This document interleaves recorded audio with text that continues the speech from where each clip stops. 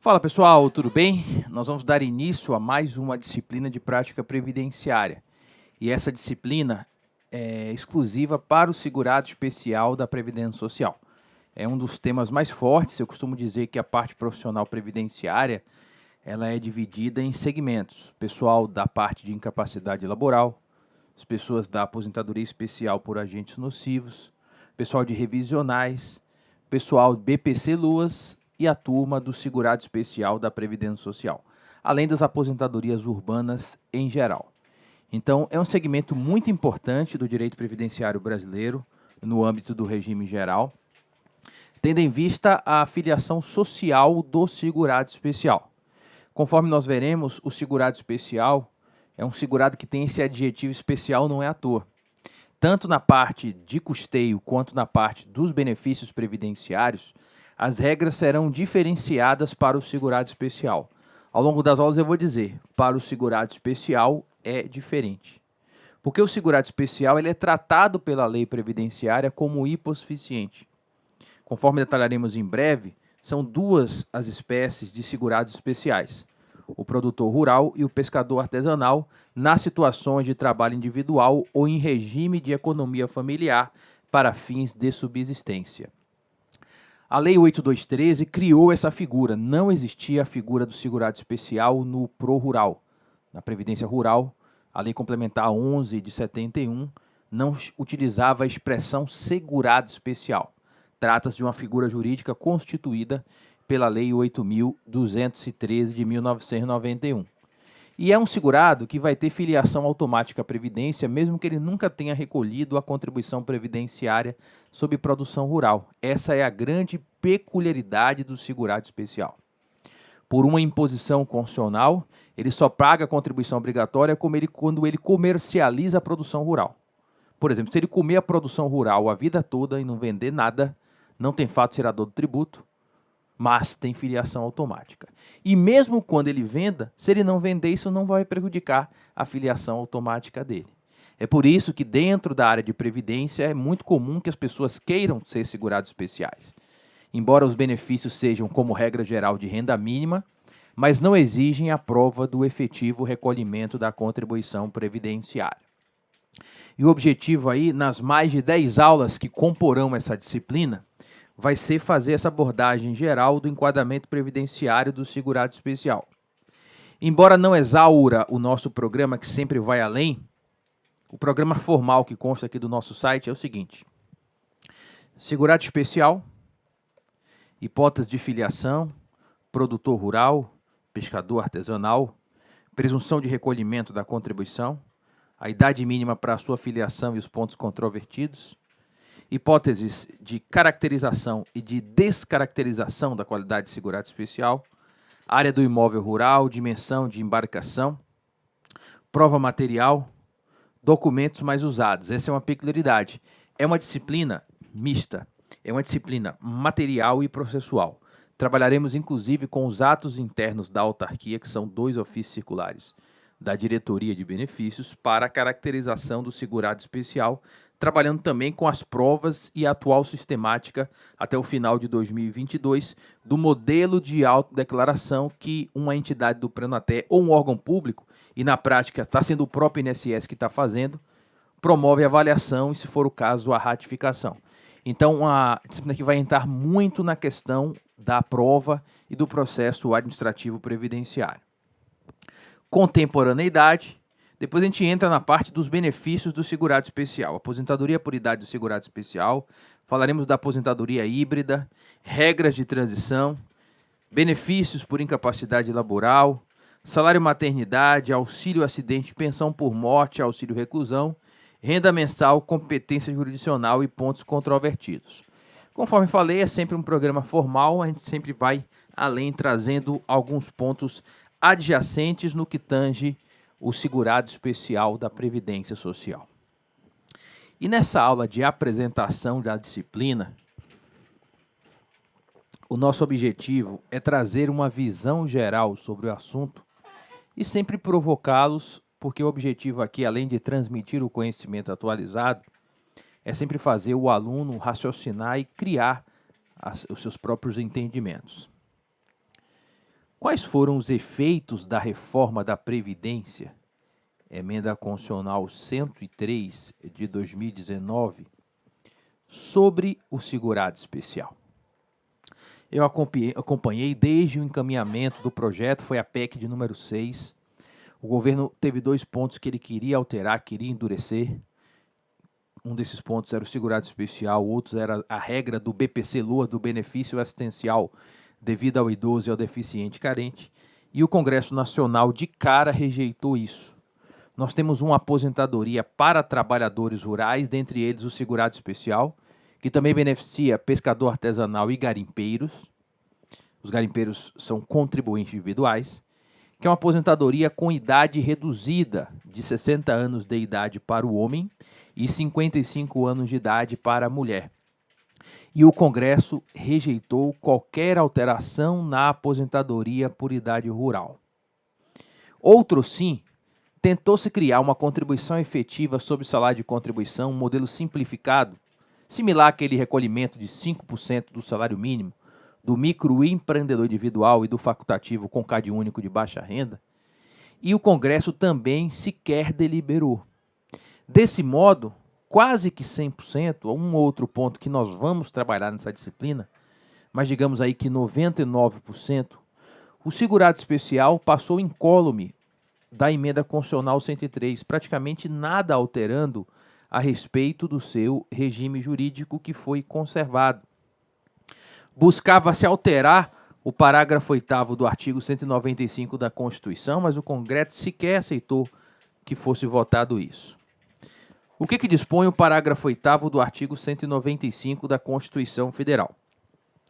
O produtor, o parceiro, o meeiro e o arrendatário rurais e o pescador artesanal, que são chamados pela Lei 8213 de segurado especial, que exerçam as suas atividades em regime de economia familiar, sem empregados permanentes, contribuirão para a Seguridade Social, mediante a aplicação de uma alíquota sobre o resultado da comercialização da sua produção e farão jus aos benefícios dos termos da lei. Nós temos milhões de segurados especiais que têm que ter a proteção previdenciária, mas também existem milhões de fraudadores. Vocês terem uma ideia, quando confrontam os dados do INSS com o IBGE, de pessoas já idosas aposentadas rurais, aparece no INSS o dobro do que o declarado ao IBGE, presumindo que quase metade são situações de não rurais que, cometendo estelionato, se aposentaram indevidamente na Previdência. Infelizmente, essa é uma área, aliás, como todas as áreas da Previdência, de muitas fraudes. Mas não é porque tem fraude que você vai sacrificar o legítimo rural. O legítimo rural, que é responsável pela maior produção alimentar do Brasil, a maior parte da produção de alimentos no país, decorre da agricultura de subsistência. Principalmente aquele rural da região Nordeste, que é que eu moro, da região Norte e Centro-Oeste. Porque o rural do Sul normalmente tem uma melhor condição de vida, isso é fato, a colonização europeia é diferente. Muitos descendem de italianos, alemães, etc., com uma situação até melhor, até por um favorecimento climático. Não tem a seca do Nordeste, por exemplo. Então, aquele legítimo rural do interior de Pernambuco, do interior do Pará, naquela pequena terra, ele não consegue pagar a contribuição previdenciária mensalmente ao INSS sobre o salário de contribuição. Até mesmo a contribuição de 5% do salário mínimo, que é a contribuição simplificada do contribuinte individual autônomo inscrito como MEI e do facultativo de baixa renda, que dá um pouco mais de R$50 por mês, aquele rural lá de subsistência não vai conseguir pagá-la todo mês, até porque às vezes a família tem 3, 4 segurados especiais, aí 50 e poucos reais vezes 4 já dava mais, dava quase R$250 por mês. É por isso que a Constituição Federal, sabedora dessa situação, criou a contribuição de uma alíquota sobre a produção quando a produção foi vendida. Pode ter segurado especial que consuma tudo, que não venda nada, então não vai ter sequer o fato gerador do tributo, mas é pacífico no regulamento da Previdência, inclusive após as alterações feitas em 2020 pelo Decreto 10.410, isso obviamente não foi modificado, que a filiação do segurado especial dar-se-á de modo automático à Previdência Social, iniciando-se com o exercício de atividade rural ou pesqueira em regime de subsistência. Não é obrigatório que haja o recolhimento de contribuição sobre produção rural para que haja a filiação do segurado especial. Inclusive, na situação em que não há venda de produção e há filiação, é o que eu chamo de princípio da contributividade previdenciária na modalidade fictícia. Porque se não há o fato gerador do tributo, a rigor nem caberia a filiação.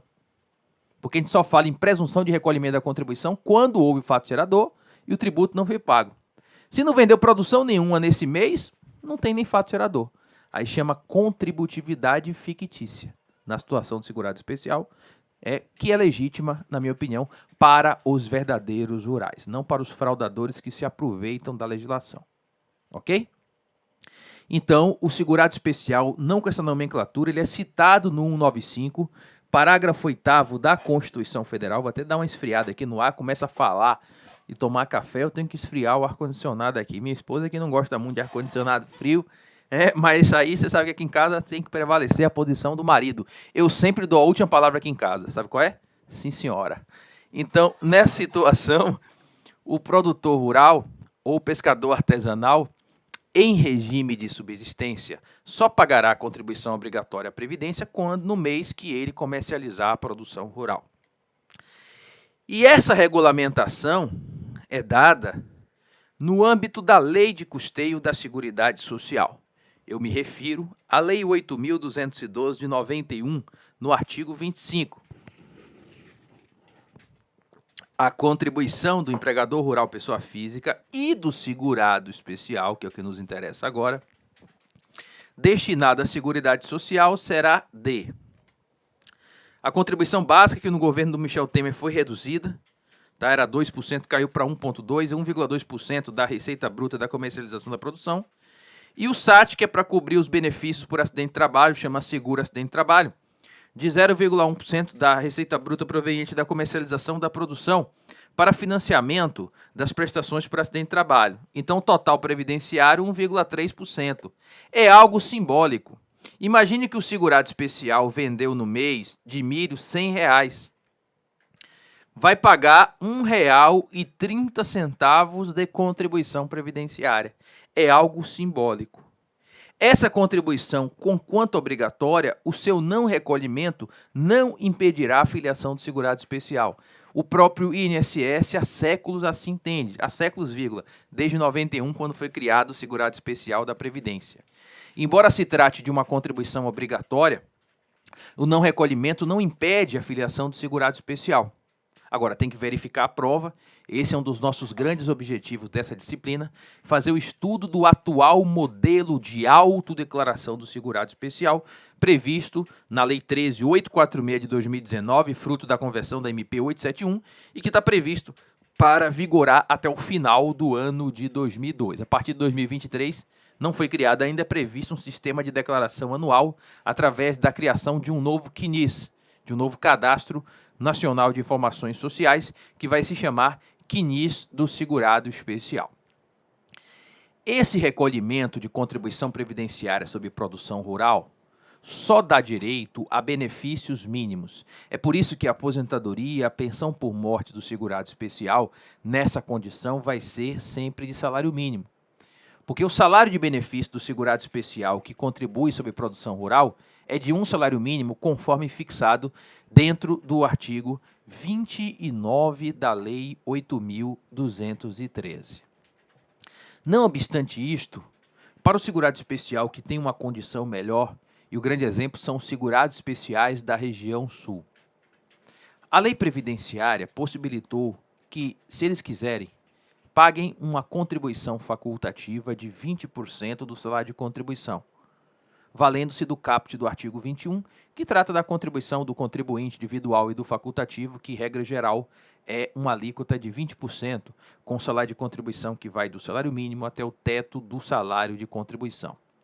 Essa é a famosa contribuição facultativa do segurado especial, arrolada no parágrafo 1º do artigo 25 da Lei de Custeio da Seguridade Social. O segurado especial de que trata esse artigo além da contribuição obrigatória do CAPT, que é de 1,3% sobre a produção rural, poderá contribuir facultativamente na forma do artigo 21, que é o 20% do salário de contribuição. Imagina um segurado especial do Sul que tem uma condição melhor, está pagando sobre R$ 2.000. É possível? É. Tem inclusive enquadramento administrativo na região Sul. Mas, professor, se essa contribuição é obrigatória sobre produção rural, ele não precisa recolher, embora obrigatória, para se filiar, por que então ele vai tirar 20% todo mês do salário de contribuição do bolso? Por que ele vai fazer isso? A grande vantagem é ter benefício acima de renda mínima. Porque se o segurado especial paga essa contribuição facultativa, com o salário de contribuição acima do salário mínimo, na hora de aposentar ele poderá ter benefícios acima do salário mínimo. Só que aqui nós temos dois códigos específicos de recolhimento, tá? O código 1503, que é o pagamento facultativo do segurado especial todo mês. A base de cálculo aqui vai de um salário mínimo até o teto do salário de contribuição. E o código trimestral, que é só sobre um salário mínimo, que é o código 1554. E esse é um grande problema prático.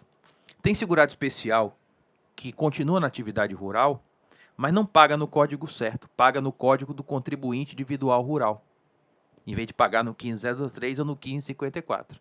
E quando ele está declarando o outro código, ele está declarando que não é segurado especial, ele está declarando que é contribuinte individual rural, que é uma outra categoria de segurado obrigatório, e que nós vamos falar ainda hoje.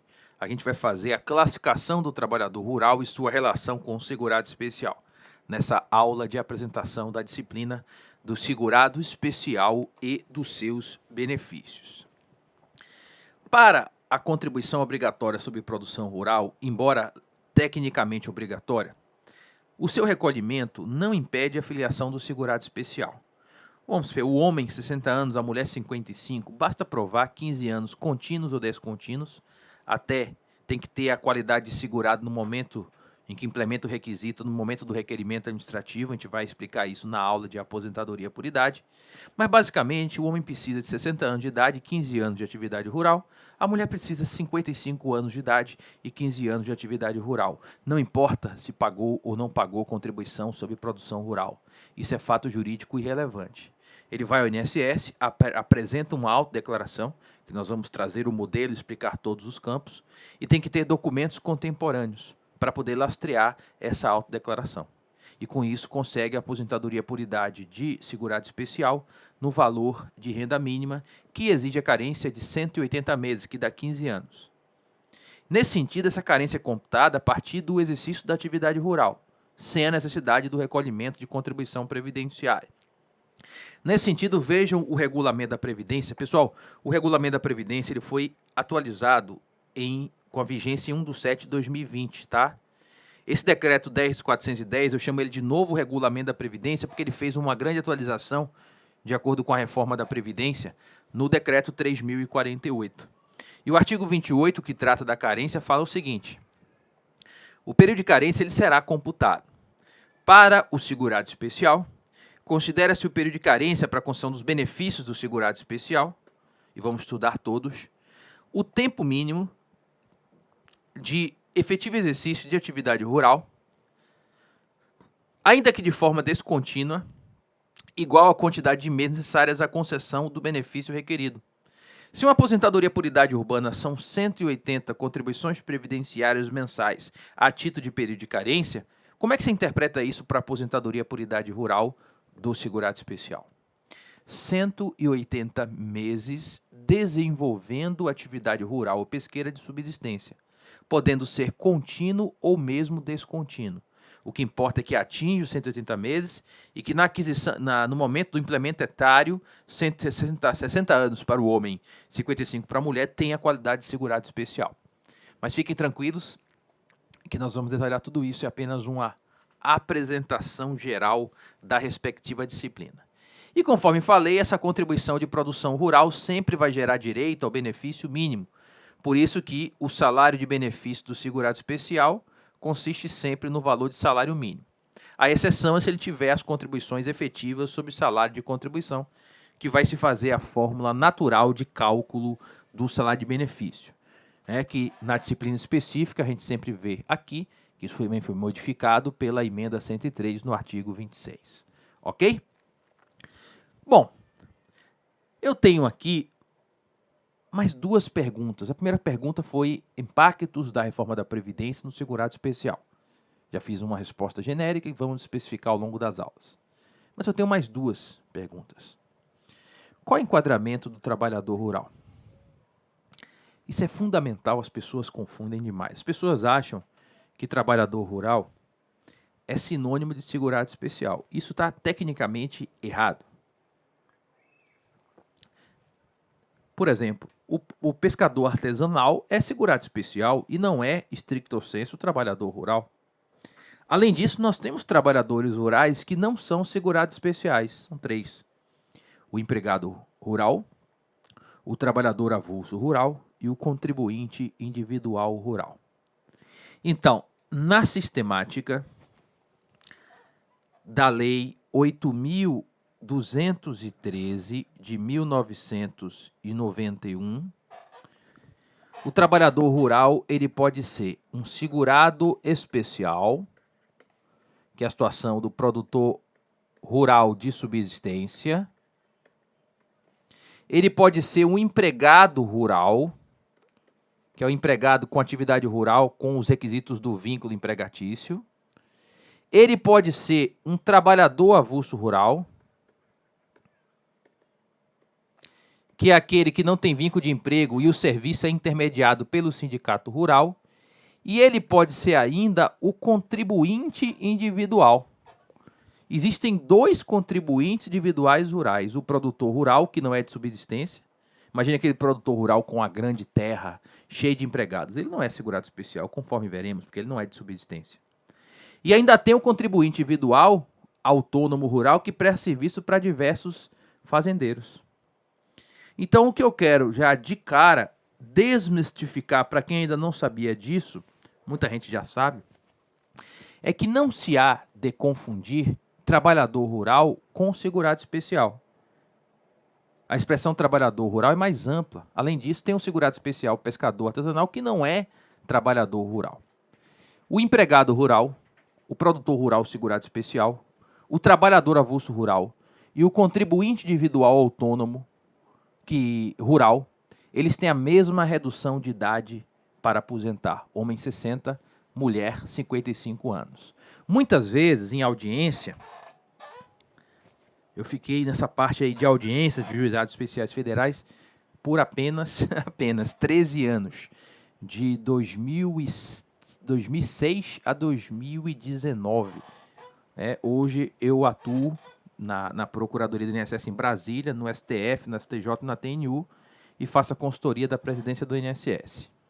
Então, muitas vezes, batia lá no CNIS um vínculo de emprego. E o próprio segurado, vai ser o advogado ou o juiz, já olhava assim, não tem direito e tal. Mas quando você via, era um emprego rural. Você via que a atividade da empresa era uma atividade rural. Muitas vezes eu pegava em casa, quando eu estudava os processos, eu sempre estudava antes, pegava o nome da empresa para ver o KNAI, para ver se era uma atividade rural. Porque às vezes pelo nome da empresa não dá para presumir. Mas muitas vezes está lá, indústria de madeira, agroextrativista, você vê que é um emprego rural. E o período de carência do segurado especial conta com emprego rural. Eles podem ser somados com redução de idade sem nenhum tipo de problema. E é um caso clássico de acordo. Você tem um histórico de vínculo de emprego rural. E depois perdeu o emprego rural e se tornou segurado especial da Previdência Social. Ok? Mas essa pergunta precisa ir além da Lei 8.213. Ou melhor, tecnicamente, a quem? Antes de 1991. Antes da criação do regime geral, em 1991, nós tínhamos um modelo previdenciário de apartheid. Nós tínhamos a Previdência Urbana, Lei Orgânica de Previdência Social, Lei 3.807 de 1960. A gestão era feita pelo INPS, o Instituto Nacional da Previdência Social. E nós tínhamos o Pró-Rural, a Previdência Social Rural, que passou a vigorar com a Lei Complementar 11 de 1971. E o Fundo Rural virou autarquia federal. E na Previdência Social Rural, nós tínhamos o trabalhador rural de subsistência e o empregado rural. Era no mesmo barco, o que se chamou de segurado especial e o empregado rural, com o mesmo sistema de contribuição sobre produção rural, ou seja, o custeio tributário do empregado rural antes de 91 era igual ao trabalhador rural de subsistência com a contribuição sobre produção rural. Por que eu estou alertando isso aos senhores? Porque quando algum aluno me pergunta, professor, é trabalhador rural. Aí eu faço igual a Dora. Quem tem criança sabe o desenho da Dora, que tem um raposo, que é o ladrãozinho lá do desenho. Aí a Dora fala assim, ó, pare, raposo. Quando alguém me pergunta, trabalhador rural, eu falo, pare, raposo. Aí o que eu pergunto? Faço 2 perguntas para responder a pergunta. Quando você me fala trabalhador rural, é período anterior à Lei 8.213 de 91, porque aí a resposta é com base no Pró-Rural, a Lei Complementar 11. Ou é depois da Lei 8.213, porque aí a resposta é com base no regime geral. E se for depois da Lei 8.213, quando você me pergunta trabalhador rural, você está se referindo a empregado rural, trabalhador avulso rural, produtor rural segurado especial ou contribuinte individual rural? Porque você tem que definir o objeto da pergunta para responder com precisão. E isso precisa ser feito e vai ser trabalhado aqui ao longo do nosso curso. Essa foi a pergunta fácil. A difícil vem agora. O que caracteriza o trabalho rural? Nem mesmo nas leis rurais essa situação ela fica muito clara. Tratorista é urbano ou rural? Castrador de touro é urbano ou rural? Administrador de fazenda é urbano ou rural? Existem profissões que possuem simultaneamente traços de labor urbano ou rural. Essa discussão ela vai muito além da seara acadêmica, ela é prática. Porque se for rural tem redução na idade da aposentadoria. Se for urbano não tem redução na idade da aposentadoria. Uma coisa eu posso dizer que é pacífica. O critério aqui é da natureza da atividade, não da localização. Você pode ter um trabalhador rural aqui em Salvador e um trabalhador com atividade urbana dentro da roça, do campo. O critério de localização não é aquele utilizado nem pelo direito do trabalho, nem pelo direito da previdência social. O critério é pela respectiva natureza da atividade. Vale frisar que a caracterização do trabalho como urbano-rural para fins previdenciários depende da natureza das atividades efetivamente prestadas pelo empregado ou contribuinte individual e não pelo meio que se inserem, conforme o artigo 7º da IN 77/2015 e a jurisprudência também firmada na parte de previdência, a exemplo desse precedente do TRF da 4ª Região. A caracterização do trabalho como urbano-rural depende da natureza da atividade efetivamente prestada e não do meio que se insere. Então já ficou melhor. Não é a localização, é a natureza da atividade. Mesmo assim, fica muito difícil, porque tem profissões como o motosserrista, como o tratorista e o administrador de fazenda, que você fica na dúvida. Esses 3 casos, o INSS considera como trabalhadores urbanos. Mas se fossem rurais, teriam o benefício da redução da respectiva idade. Quando a gente pega aqui, por exemplo, o artigo 7º da Instrução Normativa 77/2015 do INSS, você vai ver que motosserrista está aqui listado como urbano, administrador de fazenda está aqui listado como urbano, e o tratorista também. Mas quando tu vai lá no STJ, tem precedentes, como o recurso especial 591370, que coloca o tratorista como trabalhador rural. Ele está no trator, numa máquina, mas é numa atividade rural. Vejam que nem a lei trabalhista vai dizer. Não tem a lista de quem é trabalhador urbano ou rural. E aí o STJ, e aqui não dá para criticar o STJ, o INSS porque é difícil mesmo, acaba o colocando como trabalhador rural e determinando que o INSS conceda aposentadoria com redução de idade. O administrador de fazenda para o INSS é urbano, mas até mesmo dentro do mesmo tribunal tem divergência. Olha que situação. A 4ª turma do TRF3 lá de São Paulo o coloca como trabalhador urbano, né? O conjunto probatório produzido demonstrou que o marido abandonou a profissão de trabalhador rural para ocupar administrador de fazenda, impossibilidade da extensão da profissão rurícola, ou seja, para a nona turma segue a posição do INSS de que é trabalhador urbano. Já a oitava turma entende que é rural, no mesmo tribunal, no mesmo TRF da terceira região. O empregado que presta os serviços no campo como administrador de fazenda nos termos do artigo 3º, parágrafo 1º da Lei dos Trabalhadores Rurais, a 588973, trabalhador rural. Essa lei não cita profissões, é a interpretação do julgador quando pega o conceito geral de trabalhador rural. Enfim, é um tema em aberto, é um tema não normatizado, não tem lei trabalhista ou previdenciária que cite quais são os trabalhos urbanos ou rurais, e é um tema sempre aberto que gera judicialização nas situações fronteiriças em que o INSS entende que é urbano, mas o segurado, para ele, é melhor ser trabalhador rural, em especial para a redução na respectividade. A idade urbana, após a emenda 103, salvo transição, mas a idade permanente da aposentadoria urbana é homem 65, mulher 62. Do rural é homem 60, mulher 55. Da mulher, a diferença são 7 anos. Então aqui a mulher pode reduzir em 7 anos a aposentadoria numa situação de administração de fazenda, de tratorista, ou esses casos que são controvertidos. Ok, gente?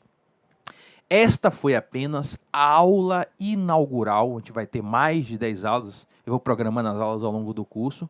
A aula inaugural da disciplina Segurado Especial, a sua parte toda ligada aos benefícios, filiação e o processo administrativo sobre ele. Bom, a partir da segunda aula nós vamos entrar nas situações de caracterização.